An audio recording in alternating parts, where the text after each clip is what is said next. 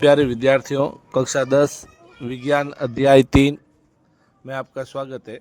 सबसे पहले पूछा जाता है कि धातु के गुण क्या होते हैं। सिंपल, आप 9th में भी पढ़ चुके हो। जैसे धातु में चमक पाई जाती है, धातुएं कठोर होती है, आघात वर्धनीयता पाई जाती है, सोना चांदी सर्वाधिक आघात वर्धनीय होता है। ये पूछा जाता है जैसे इसमें प्रश्न कि सर्वाधिक आघात वर्धनीय कौन सी धातु है।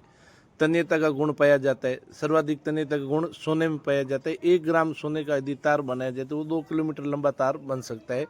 ये प्रश्न पूछा जा सकता है। ऊष्मा की चालक होती है, इसलिए बर्तन धातु के बने जाते हैं।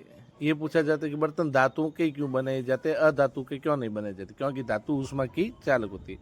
विद्युत की सुचालक होती है, इसलिए विद्युत के तार धातु के बनाए जाते हैं।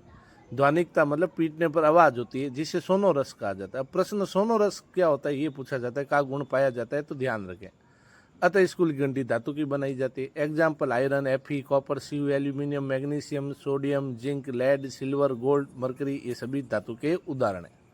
अब प्रश्न क्या पूछे जाते हैं, अपवाद वाले प्रश्न पूछे जाते हैं। मतलब धातु में वो तो गुण है, लेकिन कुछ धातु ऐसे होते हैं वो गुण से उलट गुण दर्शाते हैं, लेकिन होते हुए धातु है। जैसे कमरे के ताप पर द्रव अवस्था में पाई जाने वाली धातु।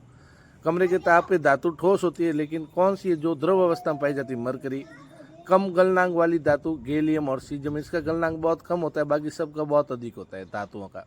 सारी धातु जिन्हें चाकू से काटा जा सकता है, इतनी मुलायम होती है, कठोर नहीं होती। Lithium, sodium, potassium.